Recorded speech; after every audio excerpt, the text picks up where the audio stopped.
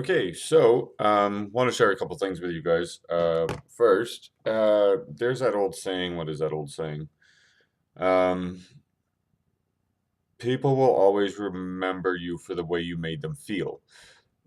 And last night, I met up with a client, and I didn't actually give her a reading, but we did a lot of, communing, sharing. And she told me about how she knew me or how she'd met me twice, and I was just like, okay, here we go. This woman's a nut job. She's gonna tell me about some past life weird shit, and I'm gonna be like, fuck no. It wasn't the case. She told me that I we had met each other when several years ago, and the problem with me and my recollection of things is that I don't put a lot of space in my head, so a lot of things kind of, don't really get stuck in my head. I kind of just do me and live my life and, move forward.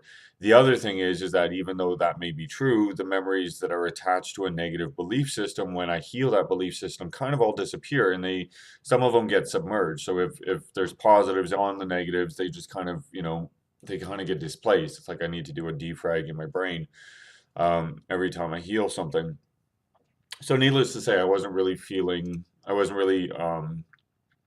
connecting too well to the memory that she was explaining. But here's the moral of the story, or here's the basis of the story, is that basically what she explained to me is that she was in a really, really, really low point, and the situation in which we met, she was feeling very embarrassed. She wasn't feeling very healthy. She was feeling, it was kind of the worst of the worst moments for her, and she said that I basically asked her, I was like, "Are you apologizing for, being in this situation?" And we both kind of laughed, right? Because the situation, like, I cracked a joke when she was feeling the most vulnerable, when she was feeling the most ashamed and embarrassed, and I cracked this joke um, because I knew that A, I kind of knew she was in that space, and B, I was like, "Why would you apologize for being exactly where you are? I mean, that just doesn't make any sense, right?" And so this happened years and years ago, so like 7 years ago or something like that.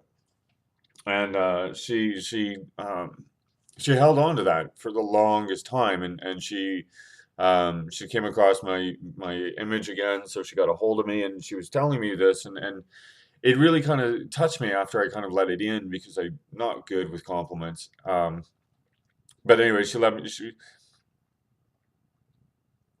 Once I let it in, I was just like, oh. Wow, that's actually really cool. Like somebody held on to a memory that I gave them, years and years and years ago. And this is coming on the heels of all these changes that are happening with me right now in terms of, going through gender dysphoria, or gender fluid, whatever it is, but gender dysphoria nonetheless, because I'm a late bloomer, and all of a sudden I'm allowing myself to do things that I had naturally sort of suppressed and repressed for, well, decades really. Um, it was funny. I used to see trans women in their 50s that did the Caitlyn Jenner thing, and I used to see them, and I was like, why would you wait so long? Why would you go through all that shit just to and then finally come out later? Because one guy, my mistake, one woman, she was the head of a Fortune 500 company here in Canada on the West Coast, and she was the CEO, and she spent her whole life, as a man, doing what men are supposed to do, providing for the family, blah blah blah. So again, she as well was repressed, or repressed herself, and finally, she finally was able to take the next step when she got old enough to be able to be like, okay, I'm retiring, I've got enough money, blah blah blah, and she became a woman. And there's a whole topic here that I'm going to get into later, hopefully when I put on some face, about repression and about sexual identity, and how it doesn't really matter. Like, you're lucky if you're a new kid today who gets the opportunity to live in a society that may not fully accept trans, but fully accepts that there is something different than just the two genders. um Anyways, that's getting kind of off topic, but this so on the heels of all these big massive changes for me comes this beautiful soul, this beautiful woman, to remind me that my kindness actually mattered. My love of helping other people mattered, and it actually makes a difference. And that there are people out there where, you know, it's not just me, it's anybody who passes on love, anyone who passes on light, anyone who gives you the opportunity to feel better about yourself and to crack jokes when you're feeling really low and all of these things, because that's technically what I am. That's who I am. I don't like stress. I don't like pain. I don't like suffering. I mean, I've sure been in enough of it myself because of my choices, and I'm going to talk about that in a second.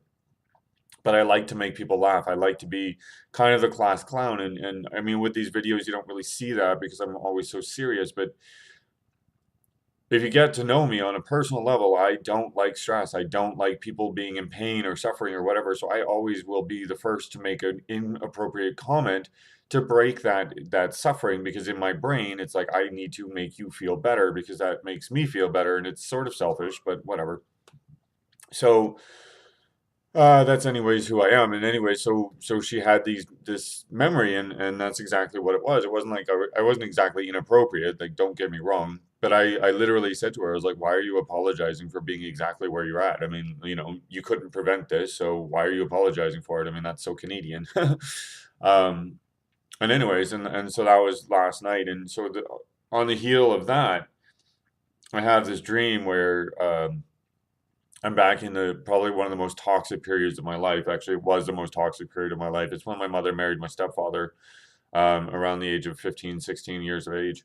Um, and it's haunted me for years. I mean, I'm not gonna lie.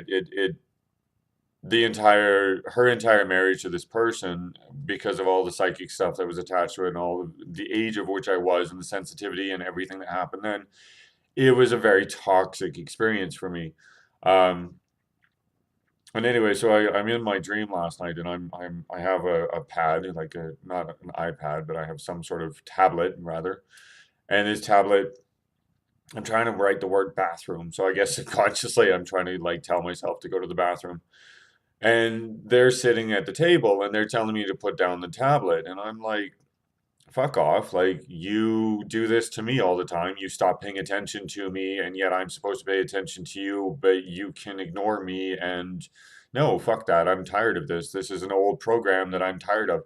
And I said to them in the dream, I said, no, fuck you. Like, you can't tell me what to do. I'm too old for this shit. And no, I'm not gonna, you're hypocrites. First and foremost. And so, no, I'm not listening to this, and I'm not putting up with this. And and so what I did is I defined a healthy boundary. I defined a healthy point where, as the magician draws the magic circle to protect himself from the energies that he's bringing up, um, I put up a boundary and I said, "Yeah, you're toxic, and I'm not.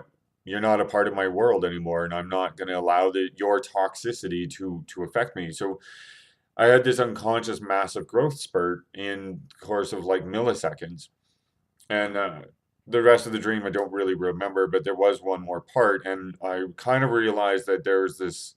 Um, my uncle's energy has always been around me. My uncle died of AIDS in 1993, and there was a psychic experience with that too, where um, I was in my bedroom and I was told that I had to go see him, and had I not gone to see him, I never would have seen him again. Like, he died 3 days after we went down, so I went down on a Sunday, or sorry, I guess we went down on a Wednesday and he died on a Sunday, or the reverse of that. But excuse me, I think it was we went down on a Wednesday. But anyways, he died. Yeah, he died. We went down on a Wednesday. He died on a Saturday night, Sunday morning, because I was watching Saturday Night Live when he died. Anyways, so I think his energy has always been there, because there's been this caretaker of these new apartments, and I think the caretaker's always been my uncle, and I didn't realize that until I made the first video of this, and I didn't really like what I was producing, so I redid this video. Um, so my uncle's always kind of been around, but anyway, so I knew that I could talk to this caretaker, and I was like, okay, so if my stepfather and this toxic situation like gets worse, um, I have money. I can put a down payment on this apartment. It's, within my price range, yada yada yada. So my brain kind of went from living in New York to coming back to Canada. It was kind of interesting, but I kind of realized that there were still safety nets. There were still things that I was okay with. And so I was like, all right, here we go.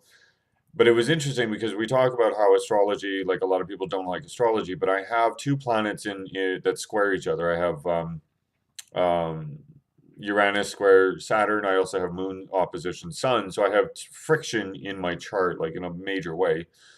And to stand up to this toxic thought pattern, this toxic situation in my own brain, even for a millisecond through dreaming, sets a new tone. It sets a new vibration for me because now through lucid dreaming, I have corrected the stuff that I couldn't sort of figure out how to correct in my in my life consciously. I've now corrected through an unconscious means.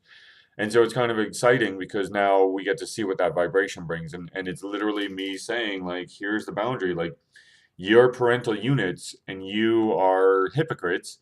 So I'm not going to follow what you're telling me because as hypocrites, there's no point. You can't tell me to do something that you yourselves are not willing to do. And that's, kind of one of the biggest problems I've always had with parents is that parents tell their children stuff and yet they don't seem to have the will or the character to follow through with themselves.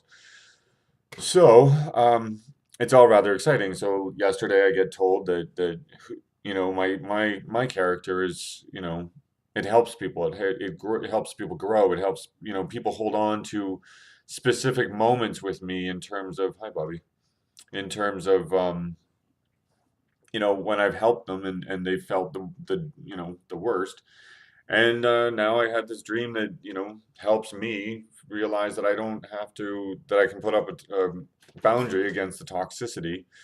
And the toxicity can't really affect me anymore. So that's going to be cool. So we're going to see where that goes. A little later on, I have to go out and do some stuff. So I'm not running out in makeup right now because I don't have the full gear. Um, but I will come back freshly shaven and freshly faced because I want to talk about gender fluid and gender identity dysphoria, rather, gender dysphoria, and why and where this is all leading, and why the trans community, as I've stated before, should be what we're looking at instead of hating them, instead of disliking them, but recognizing that, you know, they are our future, whether we want to admit it or not. And I mean, the last thing I can say before I get into that video is this: if they're not our future, then why is the generation below us? Why are all the millennials and all the generation below millennials, which I don't really know what the name is, why are so many of them turning out to be trans? You've got to ask yourself that. If you're going to hate on trans people, then why is the genetic abnormality happening? And I'm not saying trans is abnormal because I don't believe it is. But why is this sudden abnormality in our genetic code happening? Why is this coming about? Well, technically, they're our future, so we have to protect them and we have to help them and we have to understand them and we have to grow to get there. But anyways, that's for the next video.